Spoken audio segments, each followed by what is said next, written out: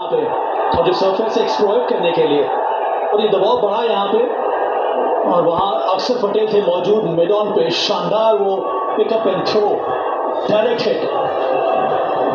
जी बिल्कुल नई movement create करता है वो पिकअप। देखिए तीनों स्टंप जो अच्छी टेक्निक वो क्योंकि ये ना क्रिएट करता मूवमेंट सारा का सारा। स्टेप आउट किया उसने, अब बैट्समैन थोड़ा फ्लो में जाता है लेकिन एकदम सटीक। हमने देखा फिलिप ने वो कैच पकड़ा रिजवान का पॉइंट में कराची में, एलेक्स कैरी ने वो कैच पकड़ा। ये क्रिएट होते हैं मोमेंट, यहाँ से एनर्जी आती है टीम में, वो जोश बढ़ता है, वो फिर वो अंडर प्रेशर होती है बैटिंग करने वाली यूनिट। वहाँ समय था नहीं अक्षर पटेल के पास, बहुत कम सेकंड्स थे, 0.68 सेकंड्स थे और वहाँ पर उनको पिकअप भी करना था, विकेट की तरफ देखना भी था, टारगेट को सेट भी करना था और ये भी ध्यान देना था कि मामूल लोग कहाँ तक पहुँचे हैं।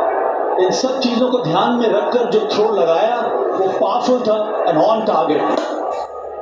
और ये चीज़ सुरेश रैना से बेहतर किसी को नहीं जानता क्योंकि ये जब थ्रो करते हैं, जब फील्डिंग करते हैं, वो थ्रो के पोजीशन में जब आते हैं तो वो अपने आप को पॉज करते हैं। इसके बारे में सुरेश ही बहुत बात कर चुके हैं। इनफैक्ट मैं पूछा हूँ सुरेश को कि यार आप इतना एक्यूरेटली थ्रो कैसे करते हो, ये लोग समझाइए सुरेश। एक्चुअली जो पॉज किया ना अक्षर ने वो ट्रिगर पॉइंट हो जाता है। और आपके पास लगता है कि बैट्समैन भाग रहे लेकिन डायरेक्ट हिट जब लगती है ना, छोटा सा मार्जिन चाहिए होता है छूने के बाद। अगर थोड़ा पॉज लोगे, थोड़ा सा टेक्निक रखोगे और उसके पीछे बहुत सारी डायरेक्ट हिट्स मारनी पड़ती है टॉस से पहले। अगर आप 20 थ्रो करते हो 4 भी लगेगी ना, दैट मीन्स कि आपका माइंड ऑन है फिर वो, क्योंकि वो कॉन्शियस माइंड को बताना होता है कि मैं सिंगल स्टंप पे अगर मार सकता हूँ, 3 वाले स्टंप को तो मैं तोड़ दूंगा। वैसी फील आनी चाहिए, वही अक्षर पटेल ने किया वहाँ पर। और इसी वजह से सुरेश के अब जैसे देखा गया है कि जितने सारे फील्डर्स जब भी बॉल उनके पास आती है तो एक तरह से अपने शोल्डर को मोबाइल और फ्लेक्सिबल रखने के लिए थ्रो किया जाता है कीपर की तरफ ताकि वो हैबिट बने रहे और फिर जब मौका बनता है डायरेक्ट हिट का तब वो आप आसानी से पूरा कर सकते हैं। जैसे वकार भाई को वो 3 स्टंप दिखते थे ना रिवर्स स्विंग में, ये भी पहले तो वो टो तोड़ते थे फिर ये स्टंप तोड़ते थे, अब तो रिवर्स स्विंग भी देखने को नहीं मिलती है वकार भाई। और रिवर्स स्विंग जो है ना वो भी हमारे साथ ही दफन कर दी गई थी लगता है, क्योंकि इतने आपने कानून बदले हैं, कभी 2 गेंदें ले आते हैं, कभी 3 गेंदें ले आते हैं, विकेट फ्लैट कर देते हैं, ग्राउंड छोटे बड़े होते रहते हैं, तो इसको तो दफना दिया है रिवर्स स्विंग को।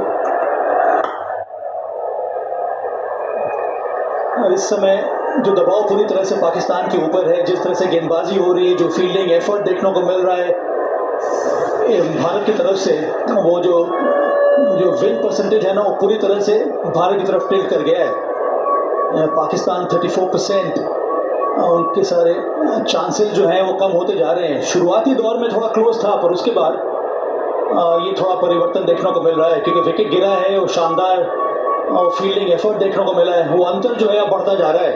अब इनसे अंतर को कम करने की कोशिश करनी होगी विकी पाकिस्तान को और वो निर्भर करता है इनके बैटर्स के ऊपर। वो एक पार्टनरशिप, बड़ी पार्टनरशिप ही आपको ये जो गैप है ना दोनों लकीरों में वो ख़त्म कर सकती है। वो कोशिश इन दोनों बल्लेबाजों की यही है कि इस इनिंग को लंबा किया जाए, इसको पार्टनरशिप को बढ़ाया जाए, लेकिन कहीं ना कहीं दिमाग के अंदर ये भी सोच रखनी पड़ेगी कि हमें टोटल कितना चाहिए। अगर आप टोटल की राह से भटक गए और सोचे रहे कि मुझे सिर्फ पार्टनरशिप बनानी है तो आप फिर मैच में पीछे रह जाएंगे। तो इसलिए ज़रूरी ये है कि पार्टनरशिप जो लगाई जाए उसकी एक पेस होनी चाहिए। अभी तक 24 रन बने हैं इन दोनों के बीच में जो पार्टनरशिप है। 45 गेंद ले लिए तो बॉल अब जो भी अब दिखना, तो कहते हैं ना बॉल दिखना चाहिए, वो दिखने लग गया है। यहाँ कुछ रन आएंगे और सिर्फ एक और 72 पर 2।